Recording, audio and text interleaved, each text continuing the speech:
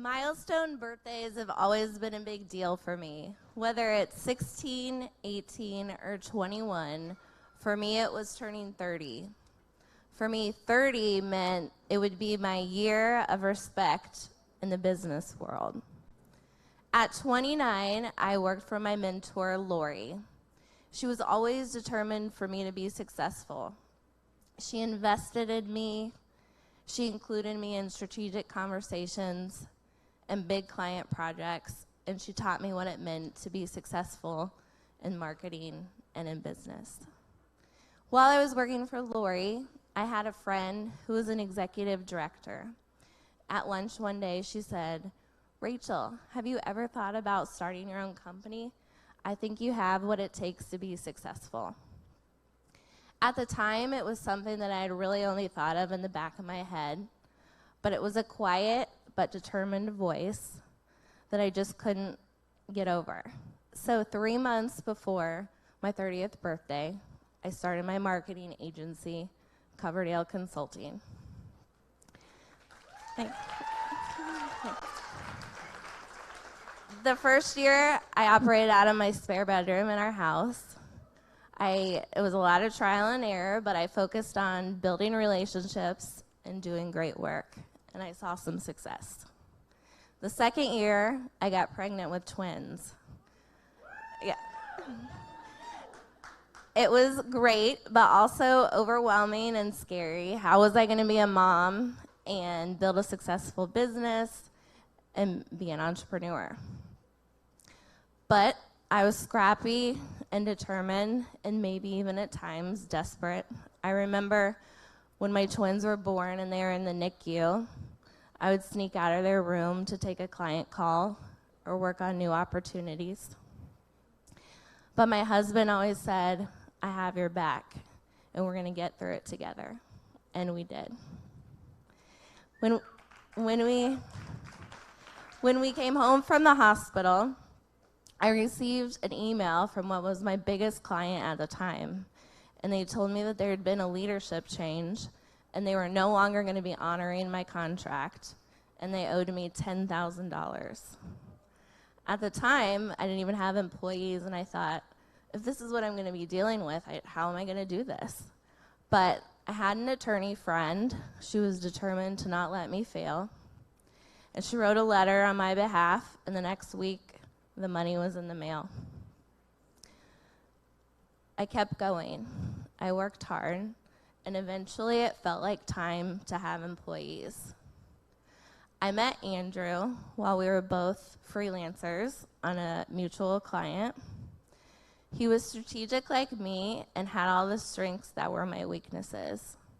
I admired his work ethic and how he treated clients, and what felt like months of pestering him and trying to convince him of my vision, he finally agreed to come work for me. And as soon as he became Coverdale Consulting's vice president, we opened our first office on Lantern Road, the first of what would be 3 offices on the same road. So that first office was tiny. It was so tiny, it pretty much resembled a closet more than an office. It was 100 square feet. We squeezed myself, Andrew, an account manager, and intern all in that tiny, tiny space. But there we did build a reputation, and it couldn't have come soon enough. We moved on to our second location on Lantern Road. It was a 1,000 square foot house that had been converted into an office. It wasn't the most ideal space, but it was all ours, and it was perfect, and I was proud of it. I was so proud of it, in fact, Andrew had to tell me, "Rachel, please quit showing clients the creepy storage basement. No one wants to see it." But I just couldn't help it. I was excited. Their company culture really started to take shape. We had Nerf gun fights and what I called family lunches, and I decided if we were going to work, we might as well have fun. So we did. And then COVID came. COVID was a scary time for business owners. The future was so uncertain, and we didn't know what was ahead. but I was determined for my employees and our clients to keep going. And at a time where marketing and communications was so critical, our clients relied on us to get them through COVID.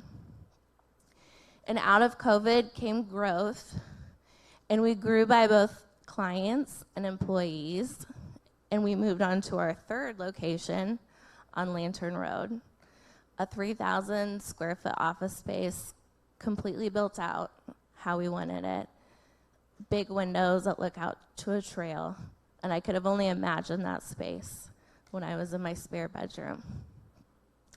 Sure, I have time still where I question if I have what it takes to take it to the next level, but I'm lucky I have my dad, who I can call on the way home from work, and he always has the words to cheer me on. Talk about someone who's determined for me. 8 years later, and 10 employees later, everyone has contributed to the company culture that we have today.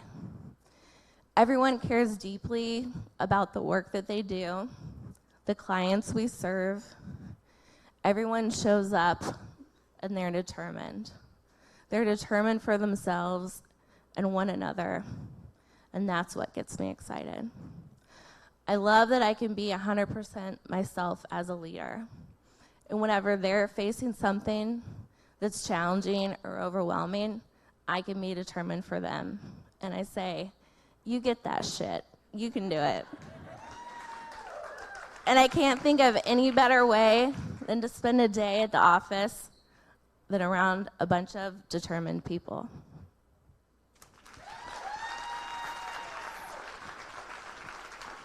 So I have to give another shout out to your team. Honestly, this event is quite an undertaking, and it's been your team, Claire, Lydia, Andrew, who have lifted this entire event up. So I want to thank all of you who worked on the team. Yes, round of applause for her team.